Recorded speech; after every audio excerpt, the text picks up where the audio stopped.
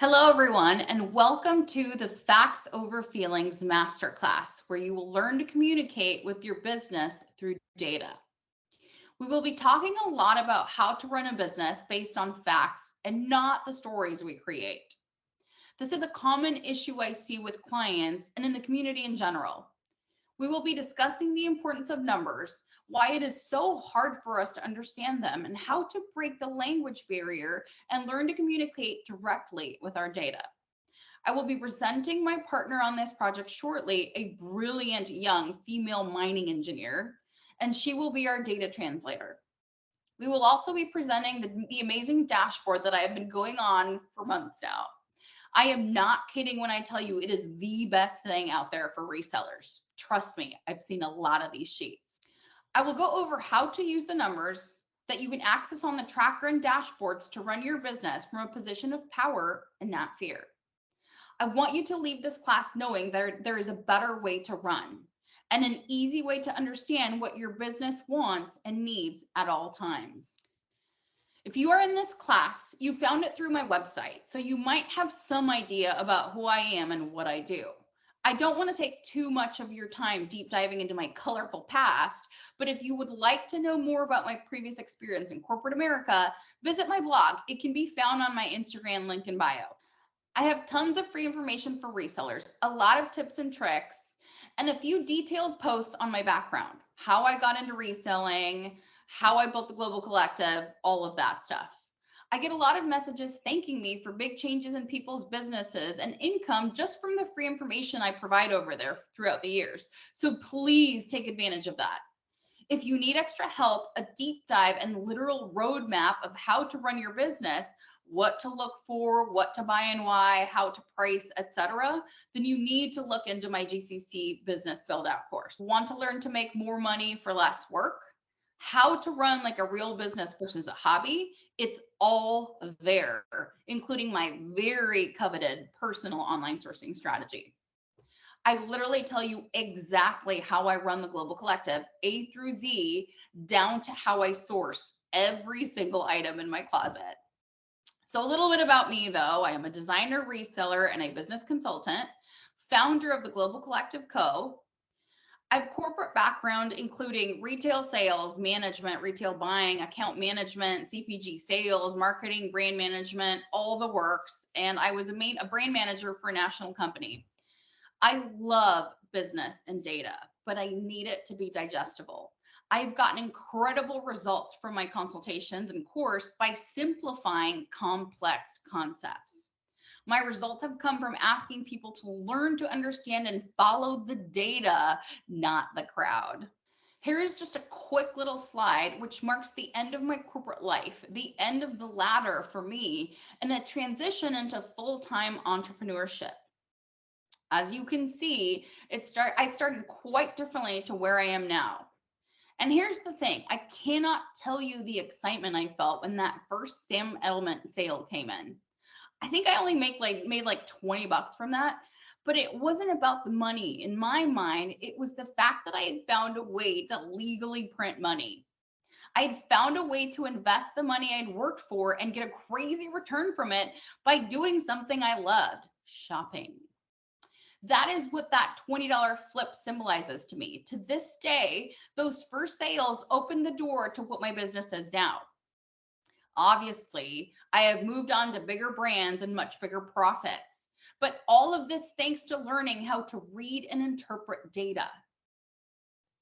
I started using past numbers to optimize and build, but I didn't start there, you guys. The whole point of this slide is that we all start somewhere. The key is to start. Take the first step towards whatever your long-term goal is. Wherever you are now, just start making the first change. Take that first step. Document it and look back on it 6 months, a year, 5 years from now. Make sure you keep your numbers and collect yearly data. Compare, learn, grow, and celebrate your wins.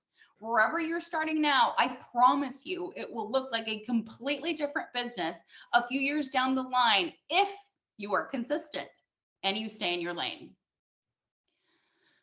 Here are some of the results that my clients have achieved using my methods. I cannot tell you what these messages mean to me. There are just no words. There are some people on here that have doubled their profit. Other clients have made their entire month goal from last year in half a month.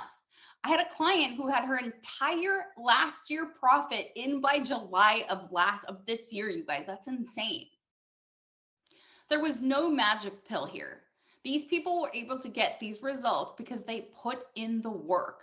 They stopped running the business on emotions and they let data lead them. If they did it, you can too. There are hundreds more of these testimonials. You can read them if you want a little inspiration. They are all on my Instagram highlights under the testimonial button. They are all self-submitted. I do not give these people a damn penny to write any of this.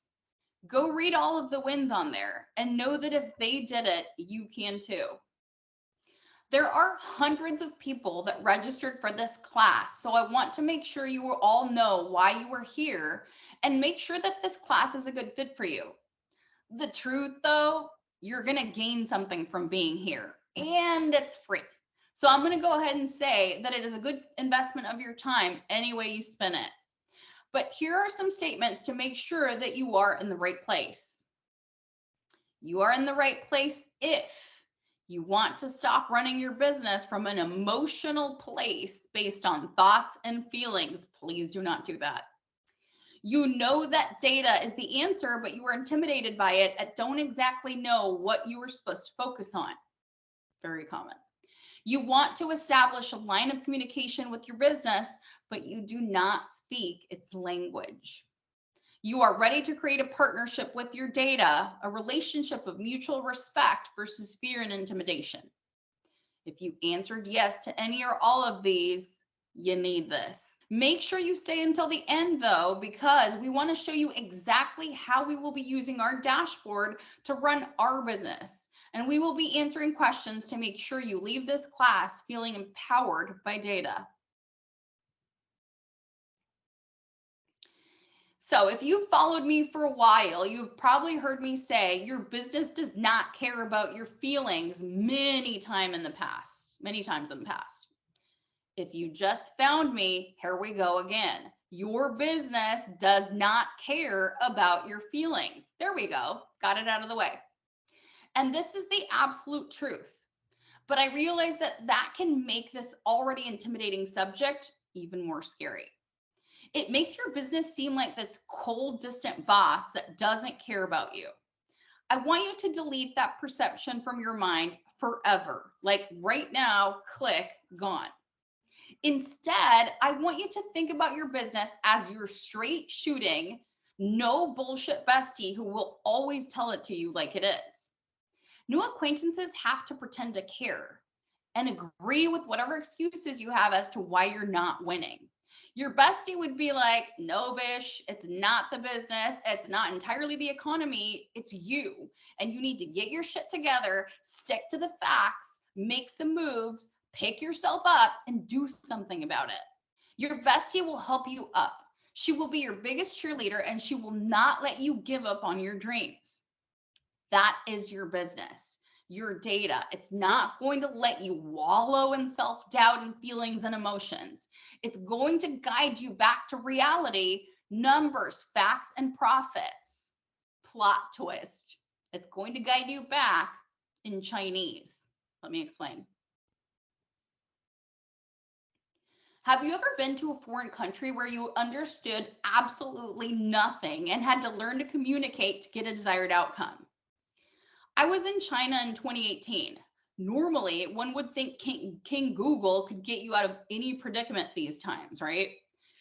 We did not count on the internet firewall that the government has put up to prevent people from accessing any of these sites. It was the funniest, most challenging trip I have ever been on. Up until that point in my life, I had never been in a situation where I could not communicate in some way or another with a person. Most people you tend to encounter speak English or Spanish or something. I just had never been in this situation. With all the technological advancements available in these times, we had to default to the most primitive way of communication. Hand signs, gestures, and pointing. It was like playing charades. It was amazing how many similarities one can find when you bring it all back to the basics. Basic human nature and understanding. And in your business's case, the universal language of math.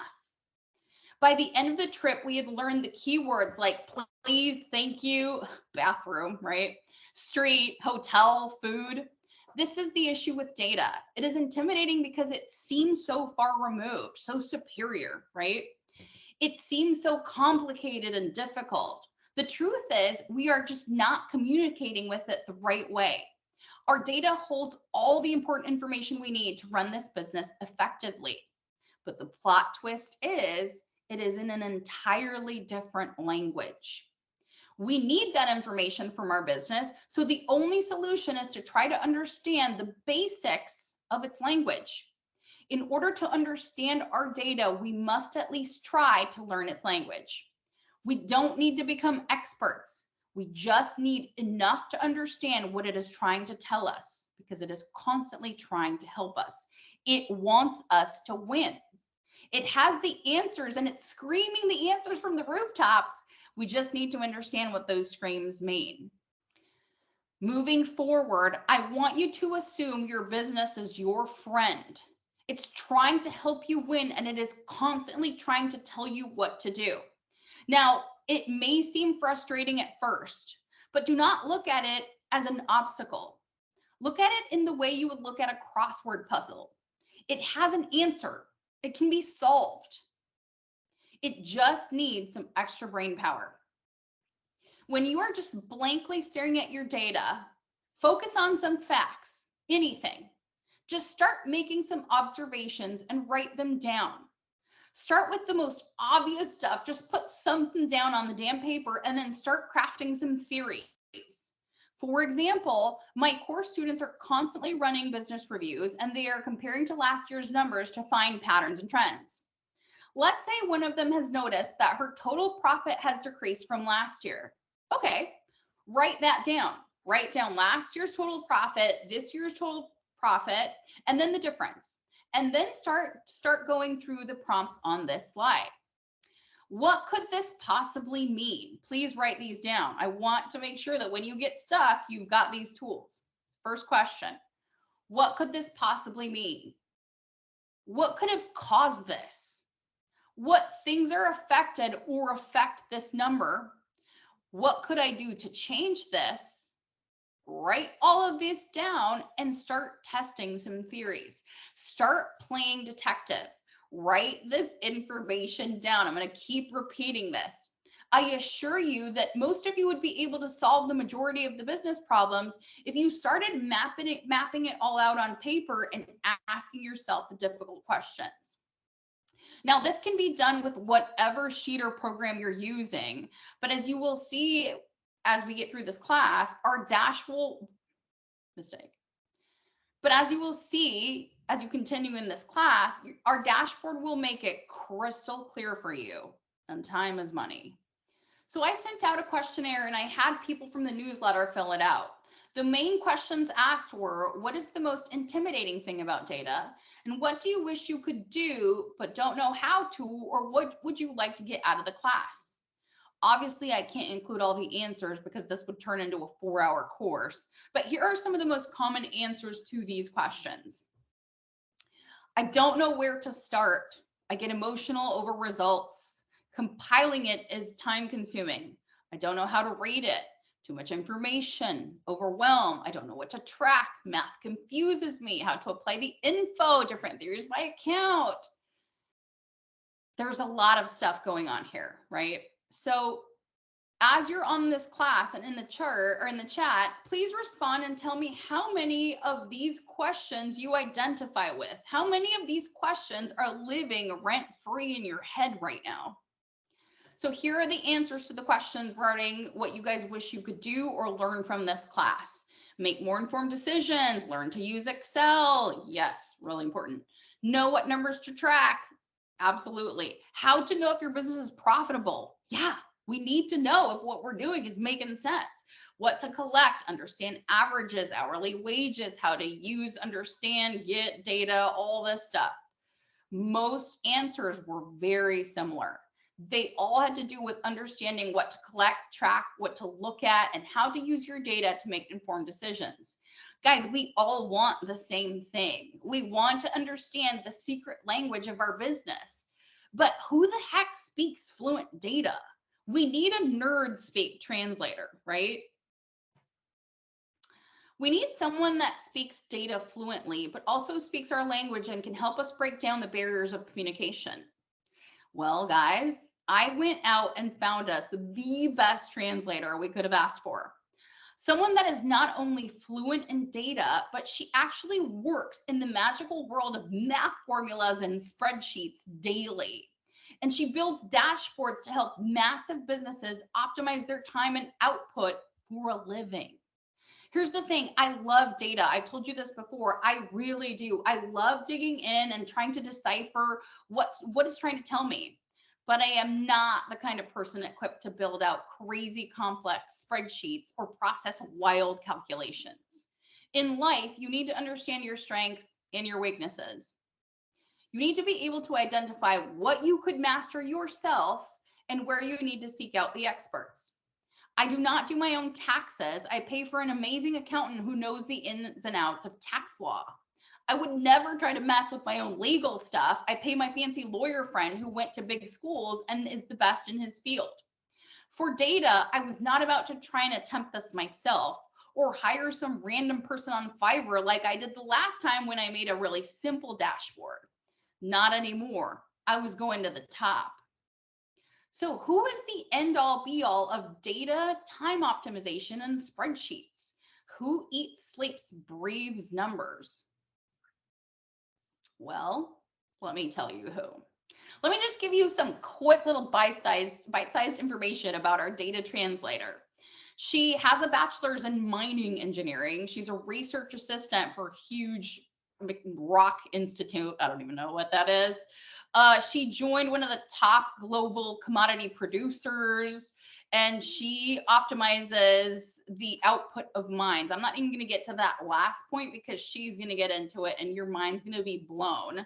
So without further ado, people, meet my amazing nerdy data whiz rock and spreadsheet enthusiast, Christine. Hey everybody, thank you Isa for a hell of an introduction. I'm so happy to be here and help you guys figure out how to take your information and make it impactful for you and your business and give you something to act on. Now, as Isa's already said, I do speak fluent data. I am such an Excel nerd and I love making math mean something. So what you guys are actually seeing right now is an app that I designed and built to translate mining math into an easy to use calculator. And I've done 5 of these so far, and I'm actively working on 2 more because there's such a desperate need to take a mining engineer brain in the industry and use it to optimize every single second of operations. Now, I realize that it sounds a little overdramatic and that it's hard to imagine a few seconds over the course of a year can have any impact on the profit a mining company can make off of some dirt. But I'm going to ask you guys to hear me for a second, unintended. So with this calculator that I designed, I can actually figure out the exact impact of a few seconds on a copper mine's annual profit. And for this, I'm running with a couple different assumptions. At this copper mine, we're using 6 shovels that are 3 stories tall each, 35 trucks that are as big as houses. And then the copper mine I used to work at runs 24 hours per day, 365 days per year. Mining takes no breaks, even on holidays, which is why it was my job to make sure that every second counted in terms of production. So with this calculator, I built it out so that I could figure out what the optimized tons were to mine for this size equipment fleet and how much it costs to run at that rate. And then I analyzed what the impact of 5 seconds, and I mean only 5 seconds, has on our bottom line and the mine's ability to make money.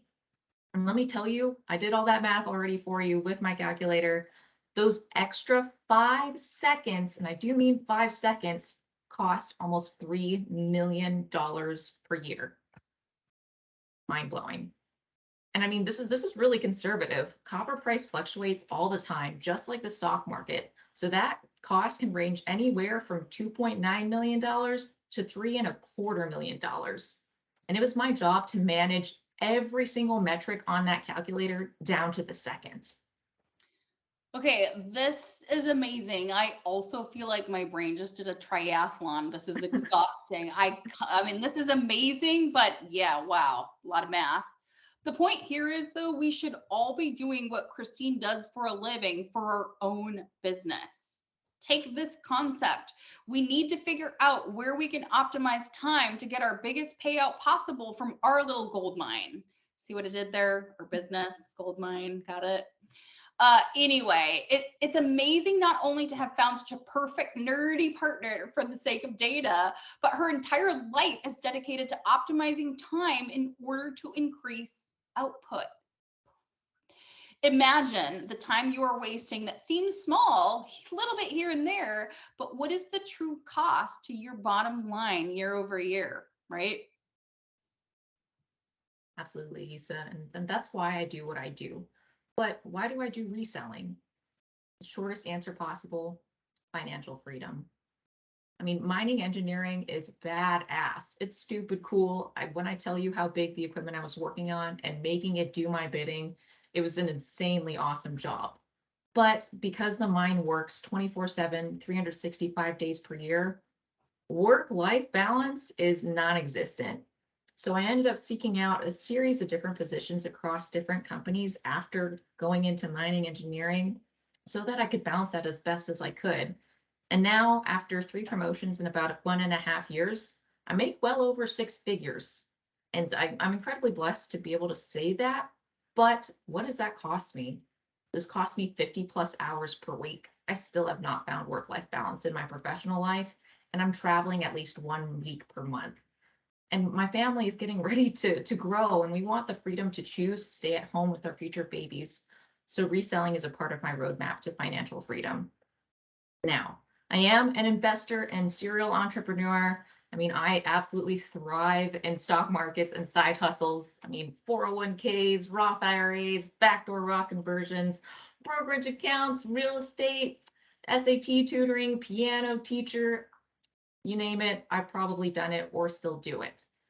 But I happened to be scrolling through an auction site a friend recommended to find my bougie mom a birthday present when I actually stumbled on a Prada bag and a Jimmy Choo bag going for insanely cheap. And then a light bulb clicked. These bags are being sold elsewhere for hundreds of dollars more in their used condition than I could buy them for right now. I could resell these for profit. I was so pumped. I mean, I nervously checked with my husband that he was okay investing $600 into these 2 bags. But as soon as I got the green light, I listed those suckers on eBay and Facebook Marketplace. And it took about 2 months to sell both of them. And I was a nervous wreck the whole time, but I flipped both bags for $450 profit. Yeah, that's amazing. I mean, I was hooked, absolutely hooked on reselling from that point forward. I listed everything in my closet that I hadn't touched in a year. I was ruthless getting away stuff. I was going to thrift stores every chance I got, mindlessly scrolling through auction sites for the chance to find another high profit flip. And then as I'm doing all this, I managed to find the reselling community on social media. But I got lost in a sea of very well-intentioned but unoptimized reseller advice. There was too much information on the table now. I mean, thrift haul videos, follow brand lists, quantity over quality resale business models, 500 plus unit inventory stashes, death piles. I mean, none of these things are inherently bad on their own, but in trying to conform my business, my reseller goals, I lost my vision of financial freedom, chasing down everything everyone else was saying you needed to do to make more money. I lost myself and my vision for financial freedom. 3 months into that, I mean, absolutely drowning in information, I found Issa and the GCC.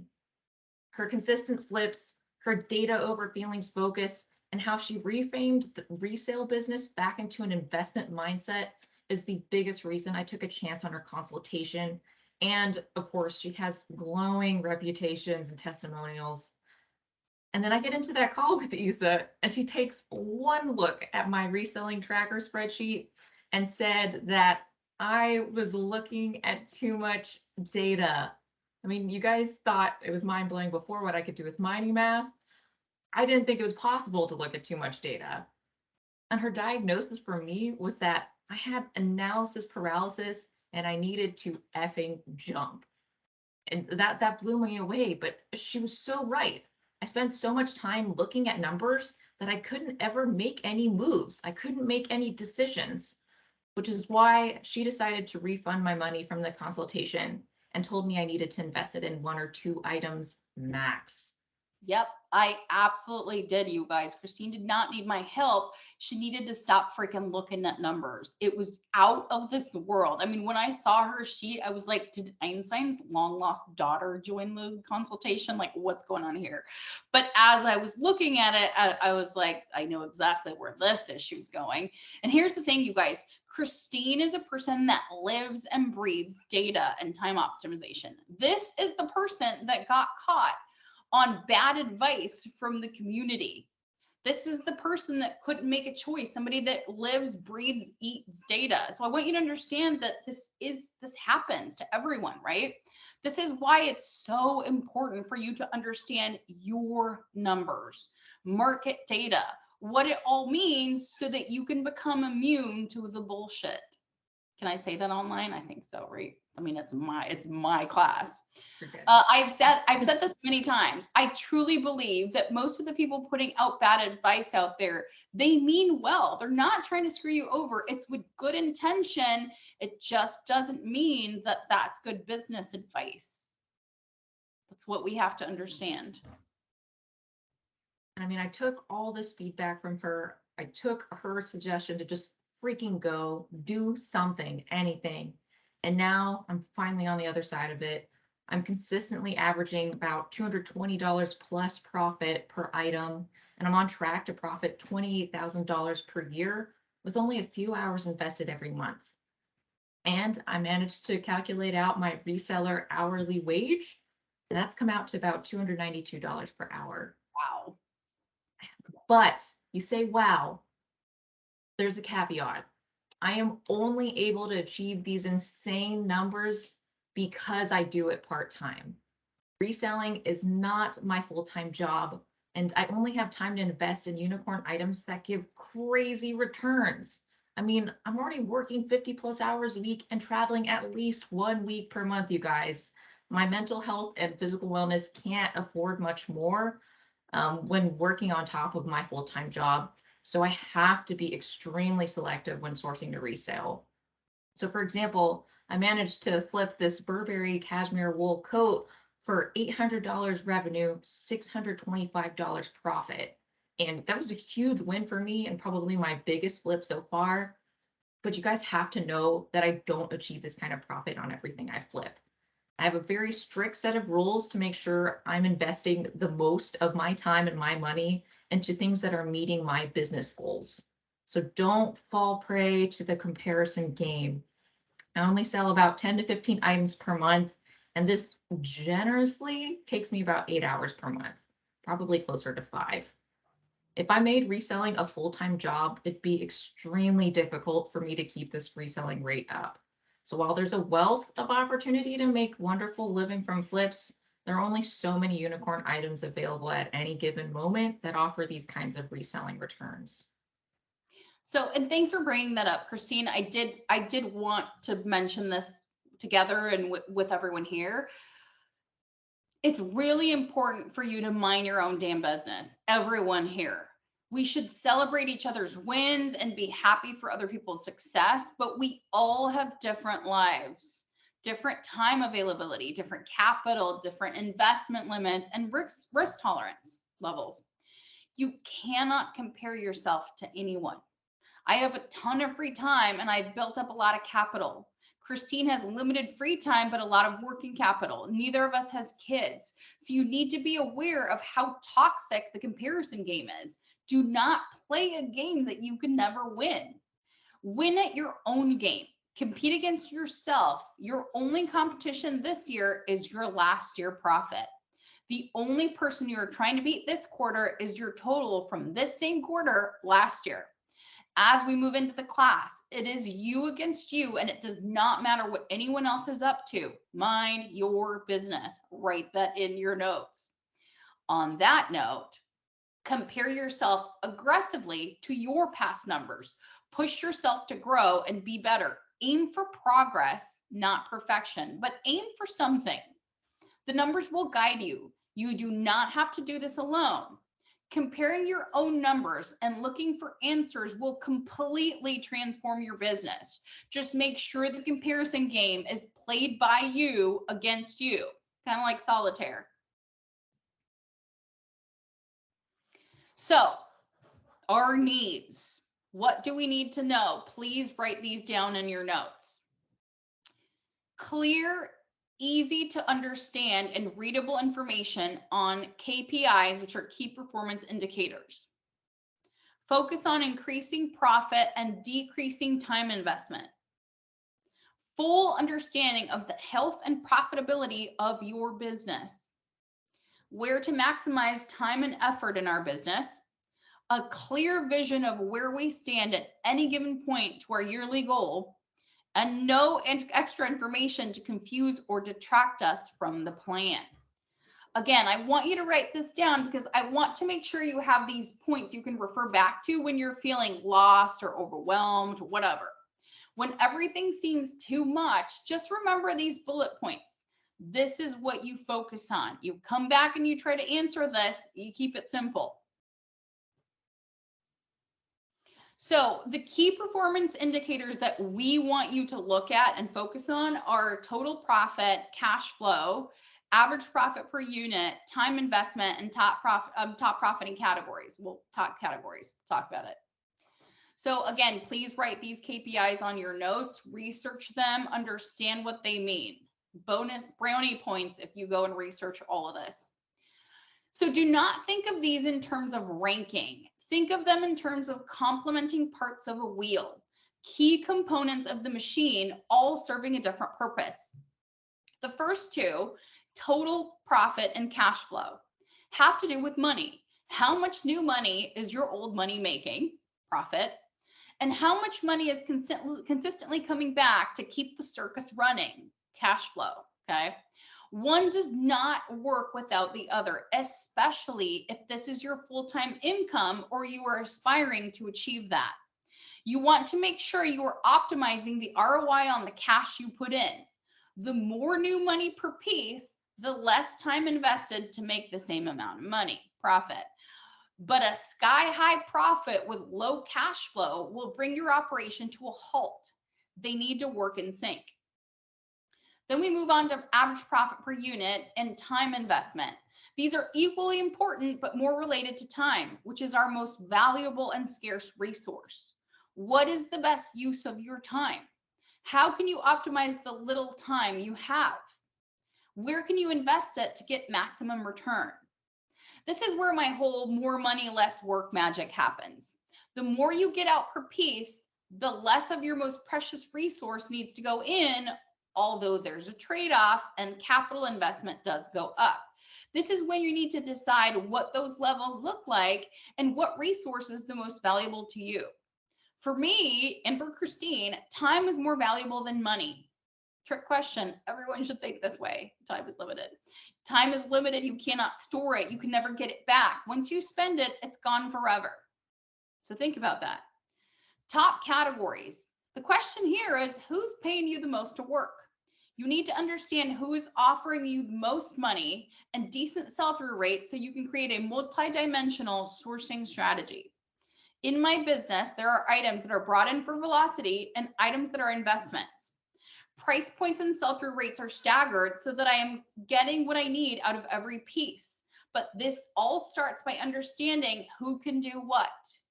Who are the key players? And that's a really great overview of KPIs as a whole. And we're going to try to break these down piece by piece and then tackle what each portion should mean for your business in greater detail. So the first is we need to know if we're increasing profit to decrease time. Now, a lot of you guys told us you get overwhelmed by the sheer amount of numbers and data, and we know it's really difficult to process data in bulk. Now, most of us are very visual learners, but how many of you have tried transforming your data into a picture? With this graph, I'm able to paint my business's bigger picture and see how I can increase profit to decrease time. And I'm able to do that by tracking profit and units sold on a monthly basis and check that as these profit bars go up, while the units sold line is trending down. If we're making more money while selling less items, we're effectively saving ourselves time, which Isa said already is our most precious resource. We can't make more of it. Now, what are some other trends that we can see in this view? Are there any other patterns in our monthly sales? Let's take a look at May to June, just for example. And we can see that it looks like profit is about the same. And most of us would be a little disappointed that our trajectory and our success is not linear. It's not always going up. But what else am I seeing from this graph? Profit is the same from May to June, but my units sold line has actually gone down. This means that for May and June, I made the same amount of money while doing less work and processing less items, and I was able to make that money in less time. And then we could take this out even further. Let's compare May and June to October. October profit looks to be about the same as May and June, but I've sold even less in order to accomplish that. It's almost half the items needed to process to get that exact same profit. And that is incredible. We're managing making the same amount of profit, selling even less items, and keeping more of our time. This is a great point that you just brought up, and I love, first of all, it's so much easier to understand this in pictures, and I am a visual learner, so I need to see it played out this way. But it's very interesting because a lot of times the feelings I hear from the community or people that DM me or clients will be things like, I feel like sales are slow and I have not sold anything in 3 days, and summer sales are so discouraging. We've all heard that, right? So those are the feelings I hear. But the fact is, it looks like I've already beat last year's profit for the month. My profit per unit is higher, which means I don't need to sell as many items to make the same money. The 3 slow days or the bad week or the summer slowdown don't really mean anything, because I will actually end up with more money this year while I have processed half the units. So you guys need to understand that. I want you to start looking at everything as a whole, as complementing parts, as opposed to just being so focused on one number, sales or profit or whatever. See how everything is interacting together. The key also is notice your thoughts and realize you're trying to make up lies. When you start getting these feelings, these thoughts, these emotions, go see if you can prove them to yourself. I bet you can't. What does your data say? Because that is the truth.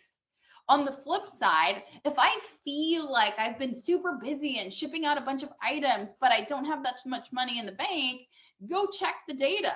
The fact that you feel busy doesn't necessarily mean the money's going to be in there. Did your profit per unit decrease? Which means that you have to process more items to make the same amount of money as last year. And then start asking the questions, if that did happen, how can I remedy that? Well, you need to increase your profit per unit. Check the data. What does data say is a better investment of your time? But this is where you start creating the real factual stories versus the stories in your head. And we need to ensure that we're able to take our feelings out of the picture, quite literally, and ensure that we're contributing to the overall health and profitability of our business. So just as we described already, we can use the graph to translate trends and patterns into that bigger picture of our business. And we always need to have direct line of sight into our yearly KPIs or our highest level business goals. And these are things you've probably seen already, but we know total profit is so important. You got to know how much money you're making.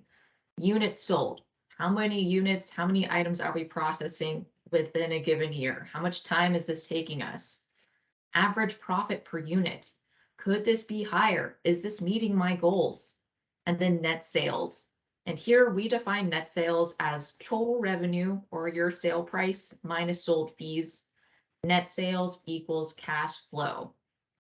And again, I do imagine you're familiar with most of these KPIs, but they are mission critical and non-negotiable when it comes to the success of full-time reselling in your business.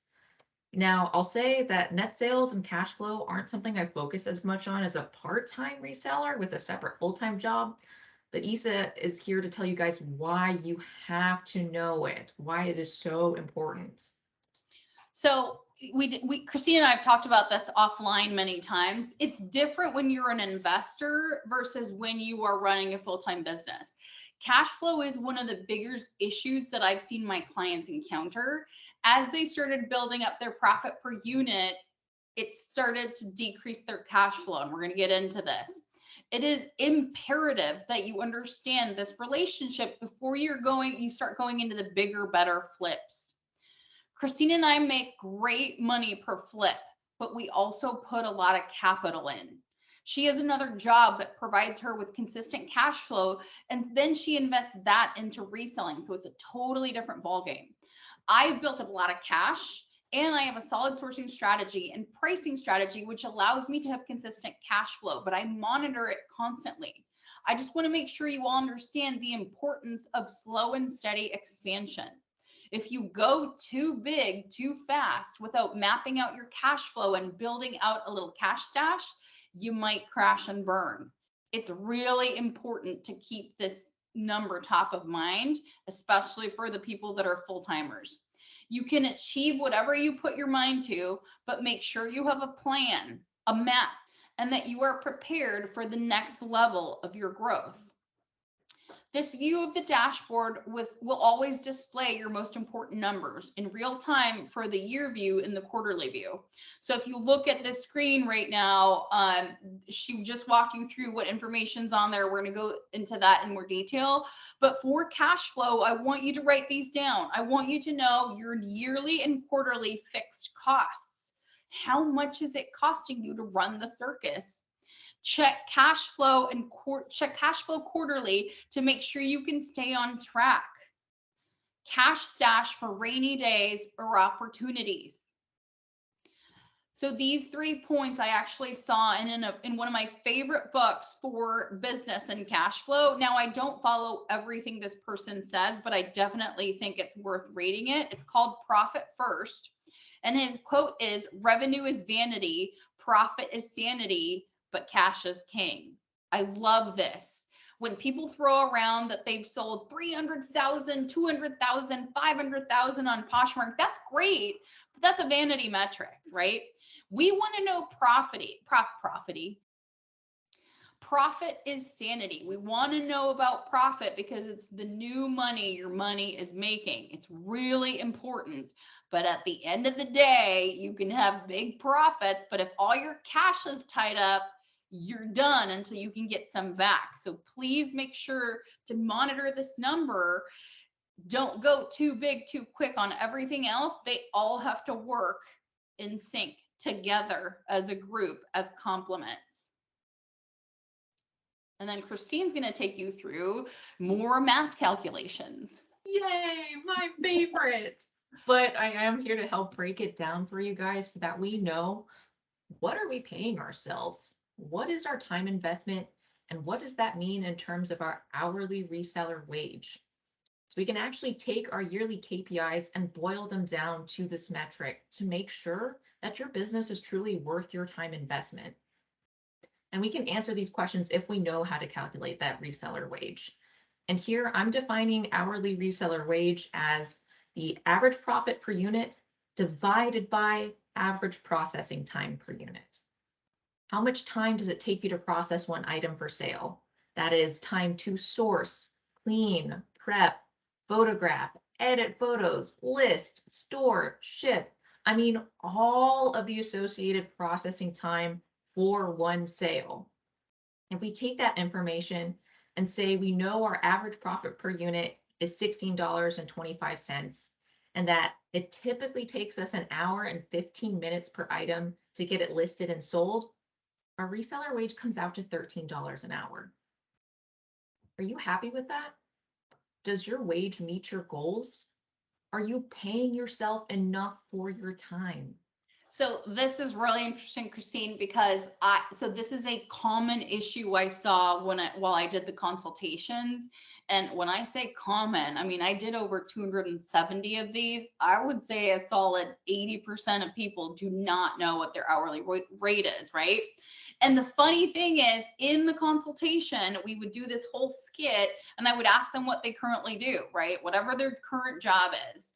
And then the whole thing was, if you walked into the interview for your job right now and they're like, hey, Christine, we love you. You're amazing. You're so smart. We're going to hire you for this crazy 50-hour-a-week job. We're just not going to tell you what we're going to pay you. You would never take the job.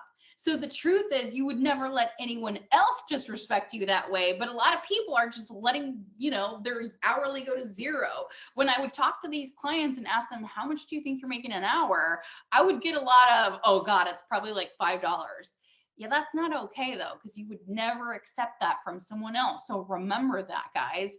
Pay yourself what you would accept, what your time is worth. Respect your most valuable resource. Yes, seriously, you have got to figure out how much your time is worth to you. That way you can figure out how to set your profit per unit goals for your business. So let's take that calculation again.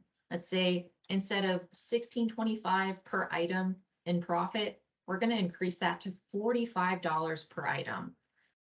That jump alone changes our hourly rate from $13 per hour to $36 per hour. And I don't know about you guys, but I'd be much happier making $36 per hour than 13 an hour, which is why you need to know how to calculate that for yourself so that you can set your profit per unit goals moving forward. And then let's take that a step further. How else can we maximize our time and effort in our business to ensure that we're hitting our goals and our yearly KPIs? Some questions. Do you know what's selling best for you? Are you incorporating this knowledge into your sourcing strategy? What are your 10 top selling categories and how are they performing? What are your 10 top selling brands and how are they performing? The best KPIs to know to guide your sourcing from these categories and brands lists are profit per unit, number of sold units, and then average days to sell. These three things tell us how much we're earning from our top selling categories and brands, and then how quickly we're able to make that profit on average, which gives us that harmonious balance that allows us to weigh cost of goods, profit potential, and then time to hold and flip so that we're never strapped for cash. Isa, didn't you have like this insane story and insane profit flipping like the same Tory Burch flats over and over again? Yes, that is still my claim to fame. What is it? Claim to flame or whatever? I can't even Claim talk. to fame. Yeah. So a lot of you guys know, but if you don't, if you're new, before I was the Global Collective, I ended up running a Tory Burch scheme that I ended up making $15,000 profit selling the same damn shoe over and over and over and over and over again.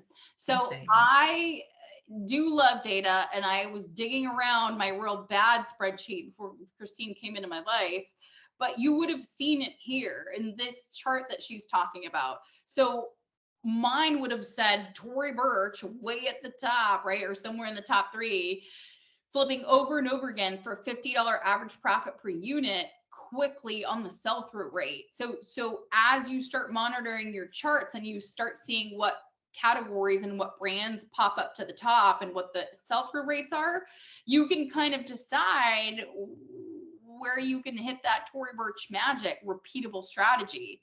So it is just understanding that these charts are going to help feed that information, and then you need to test run theories. Not everything's going to work, but this is where you get those ideas. So yeah, I mean, that was a great run, Christine. I'm not gonna lie.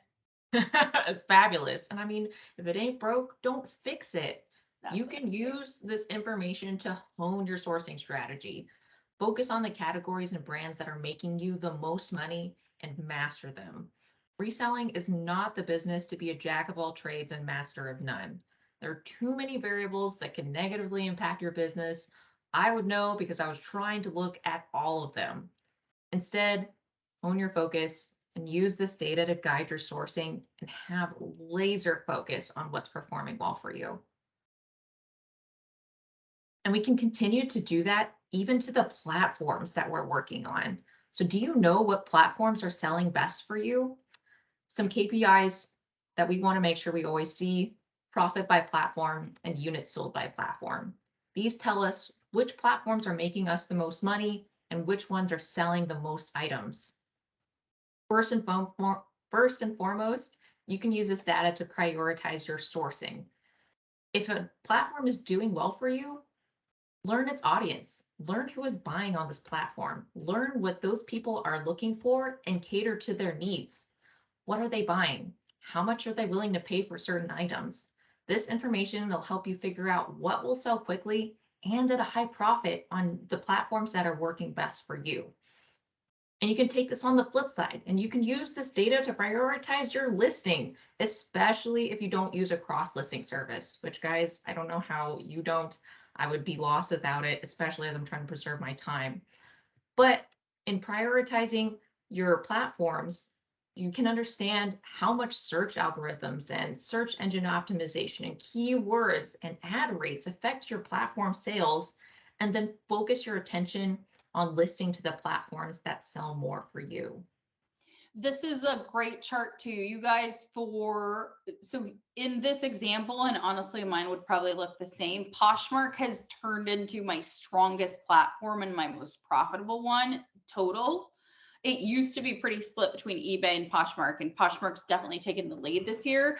But if you don't have, for example, Posh or VA, what are you doing? Like, why not invest those $25 a month, best money ever spent, on your top producing, top performing platform, right? So it's really important to find these tools for your best platforms. Seriously though, if you do not have Posh or VA, it literally works for you while you sleep. But again, if you're trying to go through is it worth my investment? I don't know. This chart says you definitely should go for it. So that's kind of where we want you to understand the importance of looking at this chart. And I bet you that if I looked at mine, and I think we're going to talk about it in a few slides, but for example, a lot of people ask me what I think of Tradesy and if I should be on Tradesy, right? Or if they should get on Tradesy. I don't know about you, but Tradesy is my most profitable per piece. So it doesn't sell as much as the other two, but things sell for a lot more profit. So yes, it is worth it to me. And that's something you would get from this chart, right? Absolutely. Yes. You would be able to see that your profit per item on Tradesy is higher than most things on Poshmark because you can't negotiate or offer prices with the customers. It's really great tool to be able to have that visibility. And we've given you guys a lot to figure out where you are and make sure that you can zoom in and out of your data so that you have clear vision on how each metric is affecting your ability to reach your goals. Now we need to know all the KPIs we just covered on a monthly, quarterly, and annual basis, and how they all impact each other, how they all work together. It's important to constantly keep all of these numbers in sight. They all play an important role, and one is not as impactful by itself without knowing how it is affecting the other in the overall picture. One example of how focusing on one number and not top line numbers as a whole is when clients would come back for their follow-up consultation and their profit had shot up from, say, like $25 average profit per unit to 80.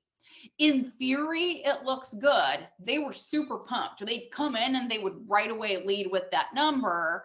As I'm looking at the past number that they had, I'm like, this looks kind of suspicious.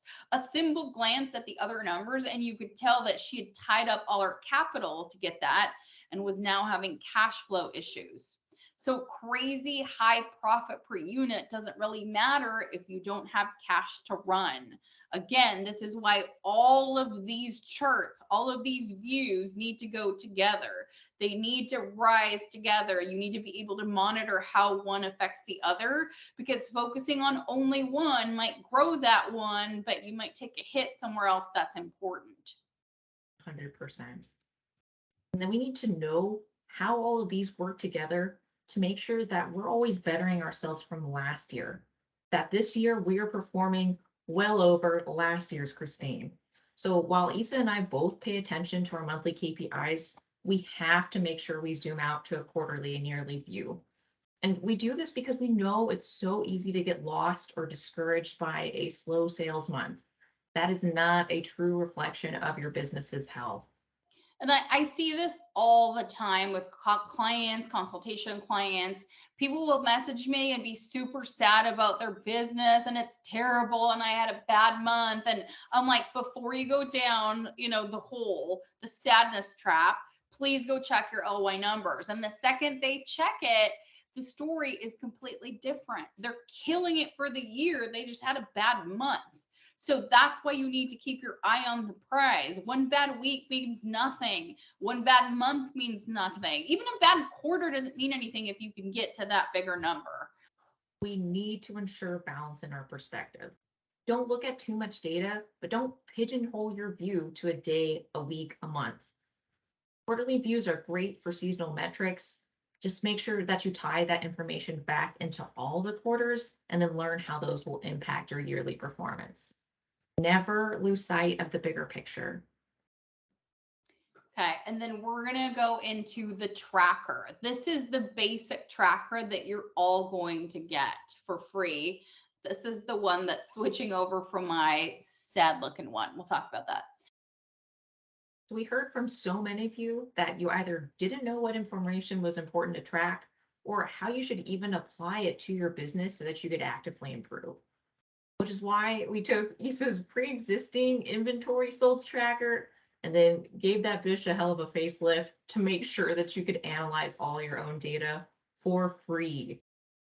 The tracker is good by itself, so you can get started and understand where you are, where you stand, but it's a bit more manual. It does hold all the key information that will be displayed on the standard dashboard. Think about it like reading a really complex book with Victorian English versus watching a well-made movie that completely follows the script. It's a lot easier, okay? So the information that is presented here, it's all the stuff it's going to be coming to life in the dashboard, but you can see it here if you want to pull it manually. Christine, can you walk us through what's on this thing? Yeah, absolutely. So the most important metrics from the inventory tracker are units in inventory, so what's actively sitting in storage for you, and then total cost of goods sitting in inventory. This is the money that's waiting to get converted into more money. This is the money that's tied up until you're able to sell your inventory. And then from there, we made sure that you also knew your total profit, so your profit from your sold items. But what details are we tracking in each section? Well, for that top section, the inventory tracker, we make sure that you capture purchase date, source that you got it from. This is a customizable drop-down menu. What category the item is, also a customizable drop-down menu. Brand, item description, size, and then of course that total cost of goods that we calculate in orange based on your cost, your tax, and the shipping associated with that item. And then in the sold tracker down here, we also have sold platform, also a customizable drop-down menu, sold date, and then we calculate net profit in orange. So that's based off of the sold price, platform fees, shipping, and then if you do consignment, that's your consignment payout to your client. So absolutely basic. Essentially, when an item sells from inventory, you copy and paste it from the inventory section and put it into the sold detail section. So we're copying pink to pink, and everything straight copies. You don't have to worry about plugging in manually. And then once you've got your sold data, you're able to plug in your sold metrics here in the green section.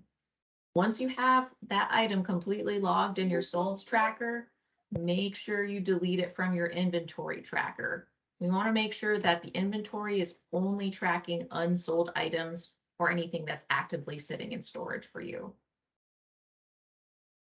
And again, if you think you aren't quite ready to get the full dashboards where we translate all of this data for you, it is still possible to extract that info yourself from the free tracker. We wanted to make sure that that was available to you because you are keeping track of all the right things.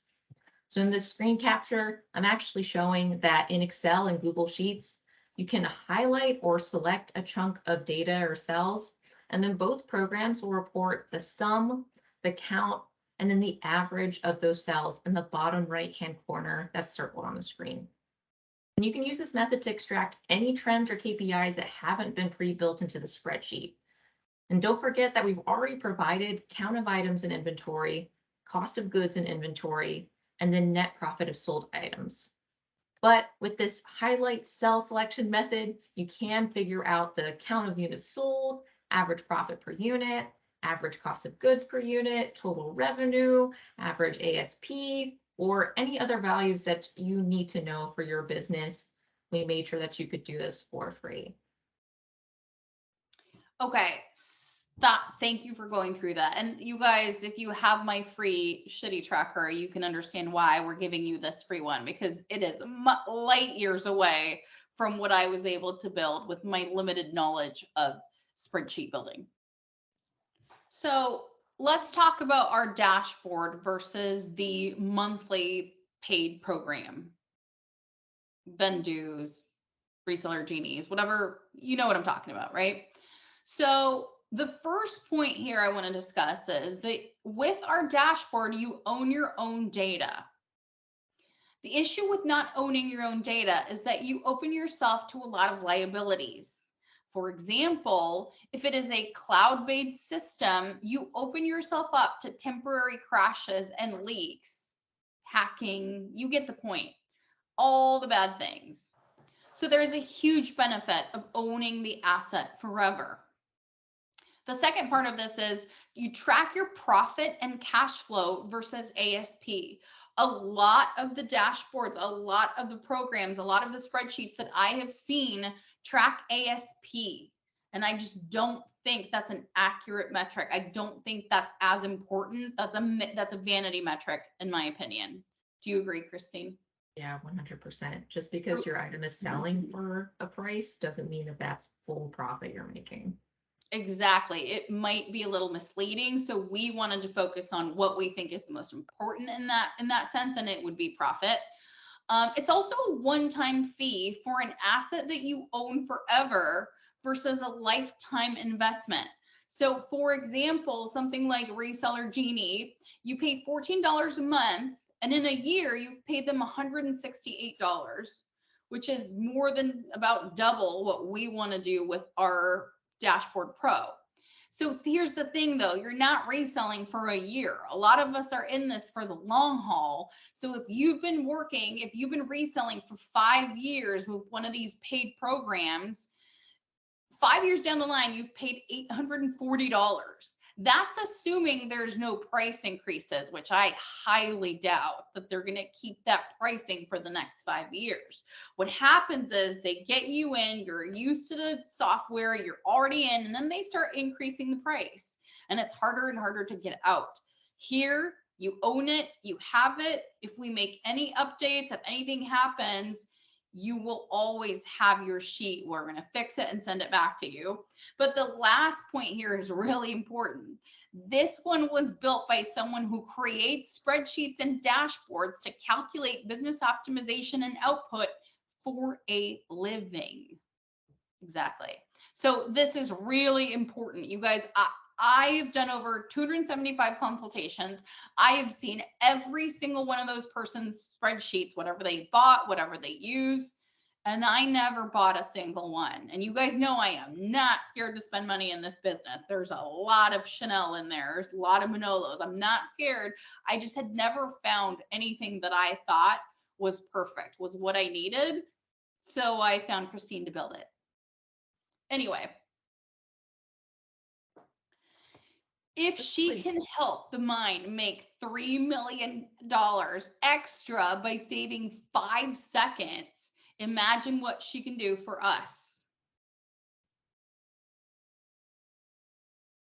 So the dashboard options, we're offering you a standard view and a Pro, Dashboard Pro.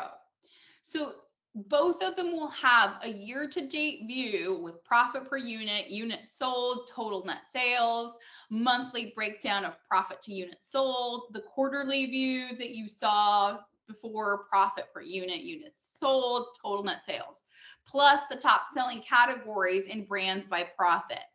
The Pro will have all of that, but it will also include a consignment business dashboard, which is the same view as your yearly view, but for your consignment business, and we'll talk about why that's important, and a sourcing calculator.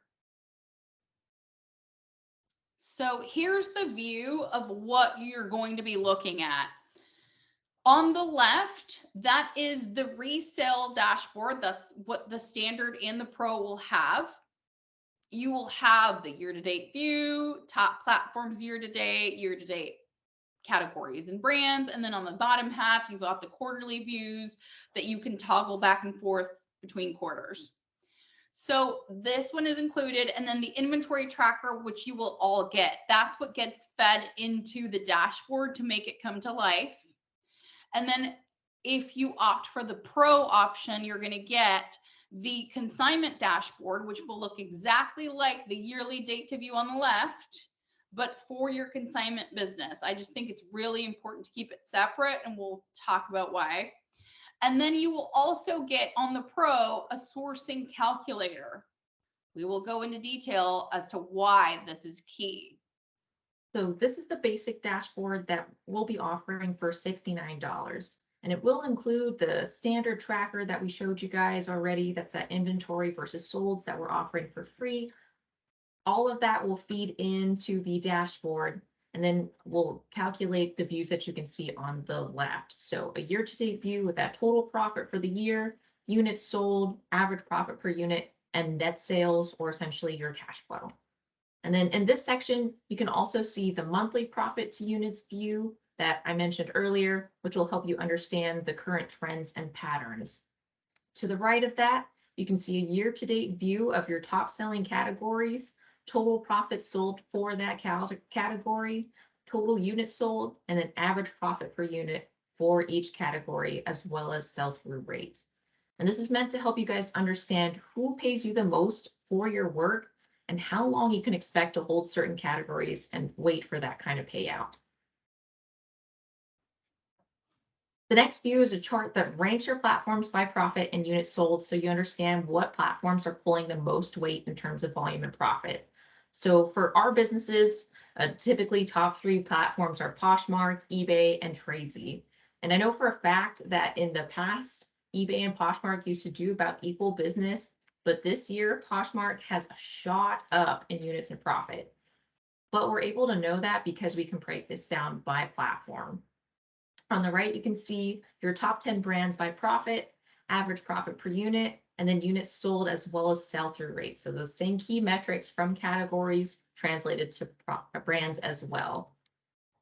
Again, if I had had this available back in the day when I ran my Tory Burch scheme, these are the charts that would have helped me figure that out. So now you are going to be able to have that information come to life and let you know if you have one of those unicorns in your business. So do you understand how these charts tell you what you need to focus on, where to look at, where to put, double down on money and time? So now we go into the quarterly view, and as you can see, it's a similar view, but it is important to break down by quarter and figure out where you stand to the year, to last year's quarter, to last quarter, next quarter, all of that stuff. This is essential, especially for my clients running on the quarterly system. You get the same breakdowns as the year, but you're able to see and compare where your business stands. So you would also use the quarterly view to understand your cash flow, as we discuss in the course and in the consultations. You kind of want to know what those sales tend to look like and what you can expect quarter to quarter. You can toggle between the quarters with the drop-down arrow. Again, on the right, you see the same info as for the year-to-date view, but for whatever quarter you select. So top categories by profit, average profit per unit, units sold, sell-through rate, all that good stuff. So in this view, you can compare the platforms it's same as the year-to-date chart, but by quarter, and you want to know who's performing, who's not performing, who's bringing you bigger profit, all that stuff. And on the right, you see the top profiting brands with the same information as before, but the quarterly view. All of this information that you've seen in these last few slides are included in the standard dashboard. So now we're moving on to the Pro. The Pro will have all of the views that we just discussed, but it will also include the consignment dashboard, which will offer all the views from the standard dashboard, but specifically for your consignment business. As you guys know, I will be launching the consignment course before the end of the year, and this will be a perfect tool to decide if consignment is right for you.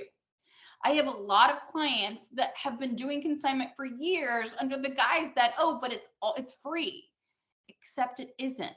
It costs you your most valuable resource, and people don't usually track the actual payouts. This dashboard will help you understand the exact return for your time investment, whether it makes sense for you to continue, and what changes you would need to make in order to make your consignment business more profitable, more worth your time. This might show you that not all brands or categories will be worth processing. And then you can decide what items are worth doubling down on and how to move your consignment business in the future. So again, same views, but I just want you to understand that it's a totally different ball game when you consign. And then we'll also be adding in a sourcing calculator to the Dashboard Pro. And let me tell you guys that this is a really great tool for everyone, especially those of you that are trying to move into the higher cost, higher profit items. And those higher cost and higher profit items don't necessarily have to be designer. If you're looking at $40 to $70 investments per piece, this tool is the perfect one to give you an idea of what profit you could expect and what pricing should look like and the confidence to take that chance. And we're able to do that because we calculate the cost of goods per item. You can plug and chug it, estimate your resale price, and then the sourcing calculator conducts all of the fees. It subtracts all of the taxes that each platform takes and helps you know what profit that you would make if that item sold on that platform. I think this is really important for you guys trying to move into the higher, if you're in the higher profits, higher costs, not designer, just in general, if you're a little apprehensive about spending more money, I think looking at it in this chart would kind of give you peace of mind and maybe the calm you need to jump into a bigger risk opportunity. So that is what we're looking at, you guys. So can I get a view of there we go. So this is obviously my favorite. This is the one that I'm going to use because although I keep trying to divorce my consignment clients, I do have some really great ones. So I guess that's just going to keep going.